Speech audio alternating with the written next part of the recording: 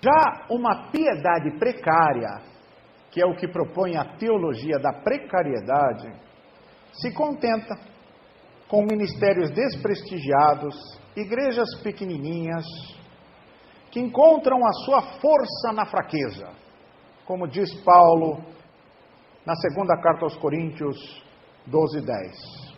Igrejas não precisam crescer, não deveriam sequer almejar o crescimento, mas antes deveriam almejar a fidelidade a Cristo e a vocação do testemunho cristão. Não só de palavras, mas em atos, em ações. Igrejas não são fins em si mesmas, são agências proclamadoras do reino de Deus. Por isso, elas podem ser provisórias, podem acabar, podem ser institucionalmente frágeis, podem ser, do ponto de vista secular, do empreendedorismo, elas podem ser totais fracassos. Isso nada significa aos olhos de Deus. Pelo contrário, o triunfalismo, ele efetua uma atitude moral equivocada, em que os crentes passam a se ver como mais puros e mais santos que os pecadores incrédulos.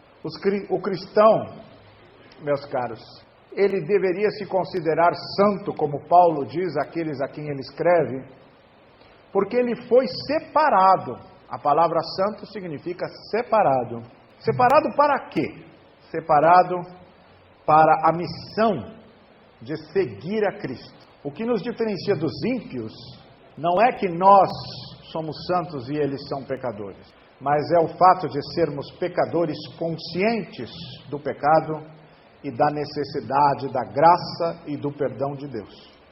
Consciência esta que os ímpios não têm.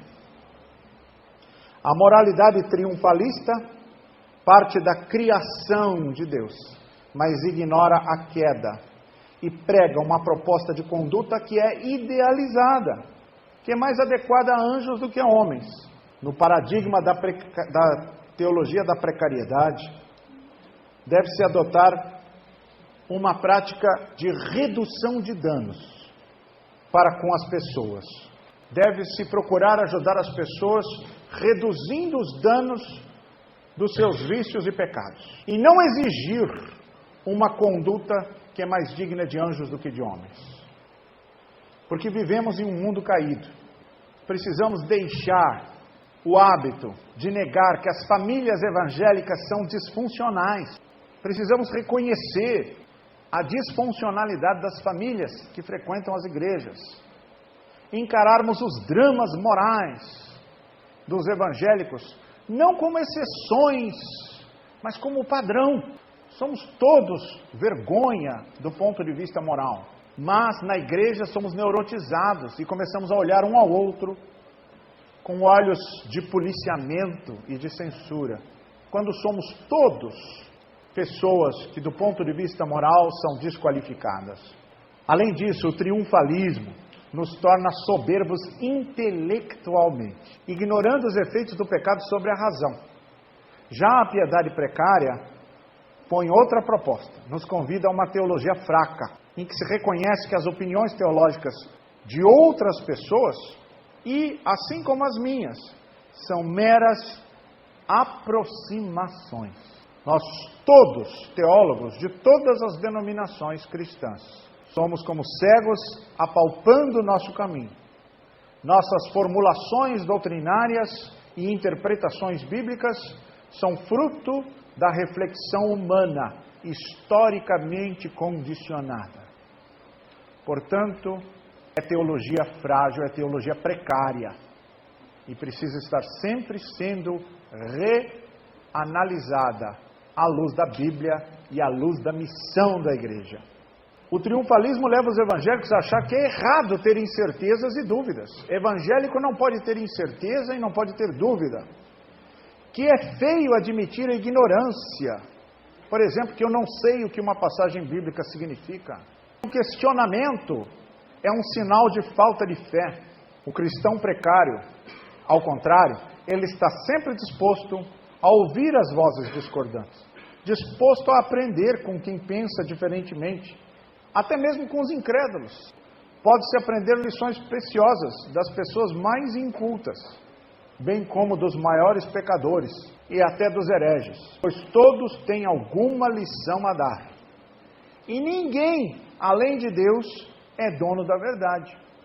Eu convido todos os evangélicos, todos vocês aqui presentes, a abandonar o triunfalismo, adotando, em vez disso, uma piedade precária, uma teologia da precariedade, caminho da fraqueza, da humildade, da ignorância, da resignação, do desprendimento. Claro que isso não faz sucesso, mas pensemos a comunhão com Cristo como uma jornada de santificação pessoal, que implica nos tremendos sofrimentos naturais do abandono dos desejos e concepções do velho homem, e não nas benesses de um favorecimento da parte de Deus, que nos permita obter exatamente as coisas de que deveríamos antes nos desapegar. Abandonemos os desejos carnais, pelo dinheiro, pela saúde, pela longevidade, porque o preço da longevidade é a decrepitude. Outro dia alguém disse para mim, se você se exercitar 1 hora por dia, você vai adicionar 5 anos no fim da sua vida. E eu fiquei pensando, digamos que eu esteja com 85 anos, vou viver até os 90. Entre 85 e 90 anos eu vou estar decrépito. Meu pai tem 87 anos, não escuta mais nada, esquece tudo que ele fez ontem, né? Não tem mais vontade de fazer as coisas. Por que eu vou querer viver dos 85 aos 90? Né? E, em vez disso, eu aproveito essa 1 hora para aproveitar a vida enquanto eu tenho saúde e mente e cabeça, né? Em vez de ficar preocupado em viver uma vida longeva no tempo da decrepitude. Sacrifiquemos nossa vida no altar divino. Abandonemos o desejo carnal por sistemas de pensamento que nos deem falsa certeza e tranquilidade. Esse é um outro aspecto. Quer dizer, isso também é desejo carnal. Quando nós queremos uma teologia que nos dê segurança, um sentimento falso, na verdade, de tranquilidade, de segurança e de certeza, eu quero aquele sistema teológico fechadinho, que me garante certeza, que me deixa tranquilo, isso também é desejo carnal. É preciso, antes, que as nossas opiniões sejam manifestadas, como Paulo ensina em Colossenses capítulo 4, verso 6, com singeleza e reconhecimento da nossa imperfeição intelectual. Ambicionemos apenas que Cristo seja reconhecido pelo nosso viver.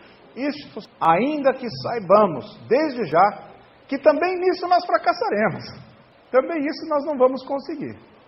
Porque muitas vezes a nossa carnalidade nos impedirá, infelizmente, de exalar o bom perfume de Cristo. Mesmo assim, é isso que nós devemos tentar fazer. Esse é um bom projeto de espiritualidade cristã. Obrigado pela atenção e agora eu me disponibilizo para perguntas e para o debate. Obrigado.